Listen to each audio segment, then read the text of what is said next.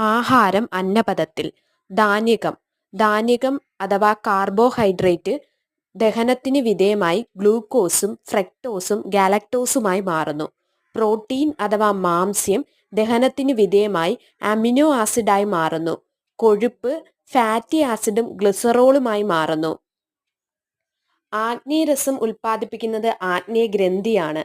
ആഗ്നേയരസത്തിലെ എൻസൈമുകളാണ് pancreatic അമിലേസും pancreatic lipase, trypsin. പ്രോട്ടീനെ പെപ്റ്റൈഡാക്കി മാറ്റുന്നത് ട്രിപ്സിനാണ്. അന്നജത്തെ maltose ആക്കി മാറ്റുന്നത് പാൻക്രിയാറ്റിക് അമിലേസ് ആണ്. കൊഴുപ്പിനെ ഫാറ്റി ആസിഡും ഗ്ലിസറോളും ആക്കി മാറ്റുന്നത് പാൻക്രിയാറ്റിക് ലിപ്പേസ് ആണ്. അപ്പൊ പ്രോട്ടീനെ പെപ്റ്റൈഡ് ആക്കുന്നത് ട്രിപ്സിൻ, അന്നജത്തെ മാൾട്ടോസ് ആക്കുന്നത് പാൻക്രിയാറ്റിക് അമിലേസ്, കൊഴുപ്പിനെ ഫാറ്റി ആസിഡും ഗ്ലിസറോളും ആക്കുന്നത് പാൻക്രിയാറ്റിക് ലിപ്പേസും ആണ്.